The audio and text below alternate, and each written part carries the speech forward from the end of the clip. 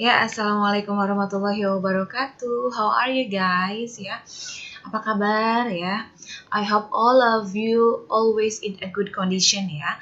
Pokoknya semua dari kalian dan kita semua mudah-mudahan selalu dalam kondisi yang sehat ya, kondisi yang baik agar tetap siap untuk belajar dari rumah ya, walaupun sedang pandemi ya.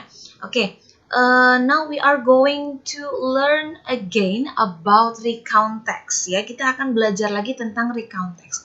Kenapa? Ya, karena kita akan mempelajari lebih dalam lagi recount text yang akan kita pelajari itu recount tentang apa. Ya, kemarin-kemarin itu Ibu sudah memberikan contoh recount text tapi hanya tentang recount yang bercerita tentang personal experience atau pengalaman pribadi ya. Jadi sekarang kita akan mempelajari recount text tapi tentang biografi ya. Oke, kalau tidak salah Ibu sudah pernah memberikan contoh materi recount text itu melalui potongan-potongan slide PowerPoint ya di meeting ketiga. Lalu Ibu juga sudah memberikan contoh teks recount pengalaman pribadi itu di meeting keempat. Lalu yang selanjutnya yang kemarin ya, di meeting ke-10 Ibu juga sudah memberikan materi tentang simple past tense ya, salah satu jenis tenses yang digunakan dalam teks ini ya. Kita akan mempelajari teks recount-nya biar nanti kamu tahu ya how to make recount text. Jadi setelah belajar tadi tensesnya, contoh-contohnya juga sudah. Nah, sekarang kita pelajari lagi recount text tapi tentang biografi itu yang seperti apa. Oke, langsung saja ya. Sebelum kamu membuat recount text, kamu harus tahu dulu what is recount text? Apa sih recount text itu? Ya, recount text adalah sebuah teks yang menceritakan ya kepada pembaca tentang sebuah cerita ya, tindakan atau aktivitas ya. Jadi recount text is a text that telling the reader about one story, action, or activity ya. Jadi sebuah teks yang bercerita ya, tujuannya adalah ke pembaca agar mereka tahu ya yang diceritakan dalam teks recount ini adalah sebuah cerita, sebuah tindakan atau sebuah kegiatan atau aktivitas ya.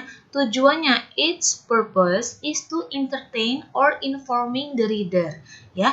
Tujuannya adalah untuk menghibur atau menginformasikan sesuatu kepada pembaca. Nah ya, atau di sini or a text which retell event or experience in the past ya, teks yang menceritakan tentang pengalaman di masa yang lampau ya. Oke, next ya.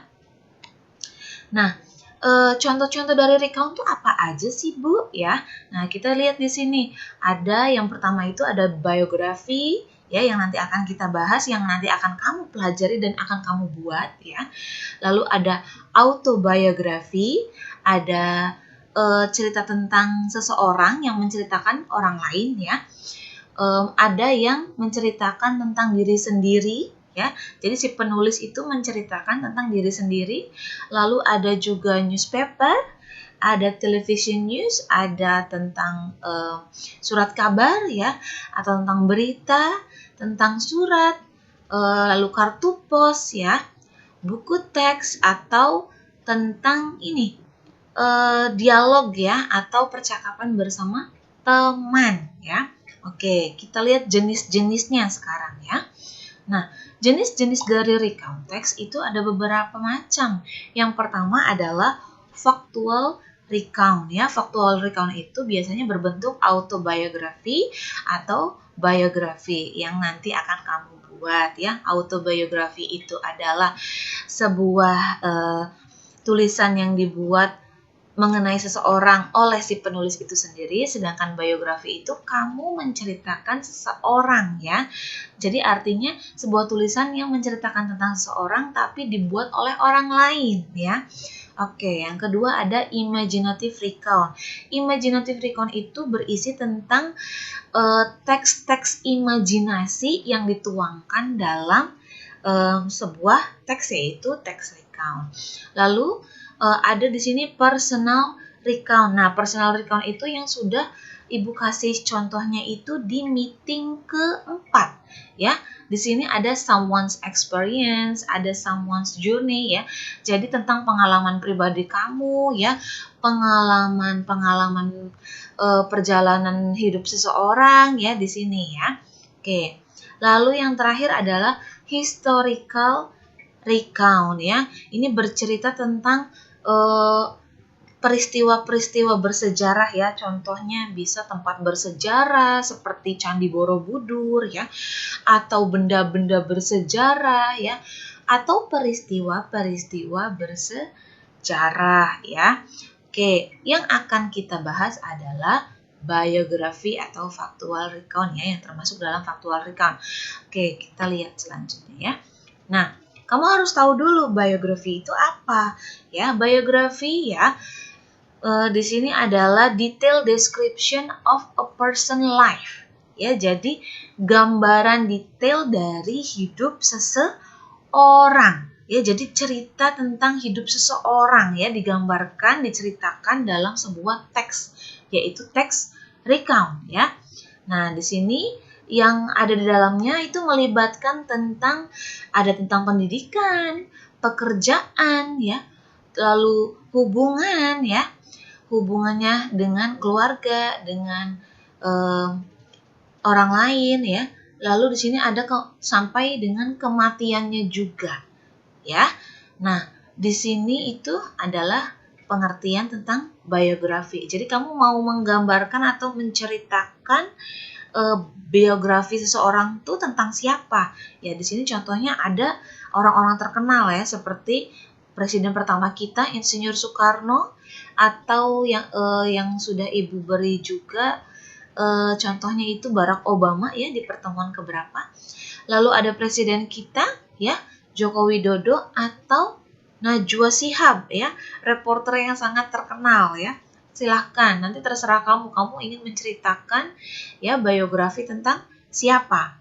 Oke, itu adalah definisi biografinya ya. Kita lihat generic structure-nya sekarang. Nah, generic structure di recount text itu ada 3 ya. Yang pertama itu orientation ya. Apa itu orientation ya? Orientation itu biasanya ya bagian dalam recount text yang memberikan informasi ya, latar belakang informasi yang dibutuhkan. Contohnya ya, kamu itu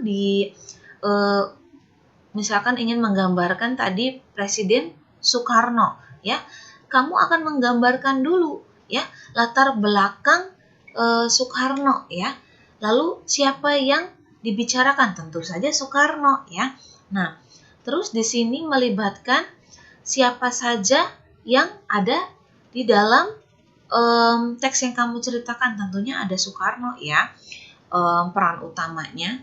Lalu di mana terjadinya, kapan terjadinya, dengan siapa. Nah, itu ada di orientation.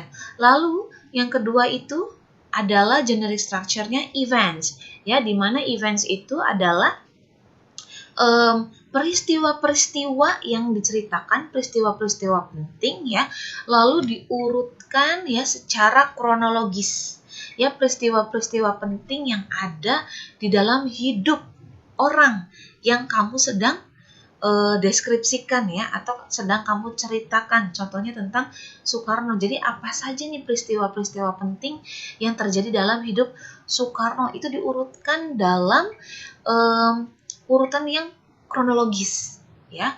Lalu yang terakhir itu adalah reorientation. Reorientation ini gampangnya adalah kesimpulan pokoknya ya. Kesimpulan yang kamu buat ya tentang Insinyur Soekarno misalkan ya. Jadi ini merujuk kepada peristiwa yang terjadi di akhir boleh, atau dari awal sampai akhir juga boleh ya. Biasanya nanti ada tambahan personal comment ya. Jadi ada komentar pribadi biasanya dari diri kamu untuk mengomentari, oh ternyata seperti ini ya hidupnya Pak Soekarno, kejadian-kejadian apa saja yang terjadi dalam hidup Pak Soekarno. Nah, itu adanya di reorientation atau di kesimpulan ya. Gampangnya reorientation itu adalah kesimpulan. Oke.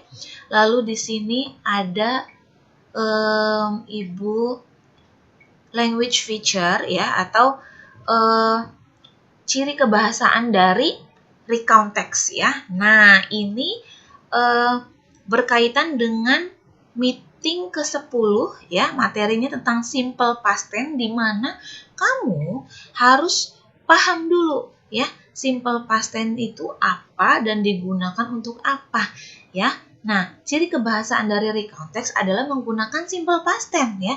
Jadi kamu harus tahu ya, past tense itu identik dengan verb 2 ya. Jadi kamu harus paham ya. Nih, seperti kata when ya, when itu pergi, asal katanya dari go, verb infinitifnya atau bentuk kata kerja pertamanya adalah go. Tapi karena ini past tense jadi dirubah ke bentuk kerja kedua, yaitu when ya. Lalu ada saw, ada visited ya. Nanti kamu silahkan bisa cek kamus kamu ya. Lalu di recount juga menggunakan apa? Action verb ya, yaitu adalah kata kerja yang melakukan tindakan atau aksi. Contohnya seperti berlari, berbicara ya, atau di sini berenang atau mencapai sesuatu ya. Oke. Lalu di recount juga menggunakan adverb ya, yaitu kata keterangan. Contohnya adalah summer ya, ada yesterday, kemarin ya. Jadi kamu harus tahu jenis-jenis adverb ya, keterangan. Keterangannya bisa keterangan waktu ya, bisa keterangan tempat ya. Lalu di sini ada adjective ya. Adjective itu kata sifat. Kata sifat yang digunakan dalam teks recount ya, seperti great, huge ya, bad, expensive, cheap ya. Ada besar, ada hebat, ada buruk, ada mahal, dan ada murah ya. Lalu di sini juga recount biasanya menggunakan conjunction atau chronological connector ya. Kata penghubung ya, conjunction itu ya. Kata penghubung contohnya seperti then, kemudian, before, sebelum ya, atau after, kemudian juga, atau sesudahnya, setelahnya ya, itu. Jadi ini semua biasanya digunakan dalam teks recount ya. Oke, di sini Ibu punya contohnya. Nah, ini adalah contoh teks recount ya, yang menceritakan biografi Kartini, Raden Ajeng Kartini ya.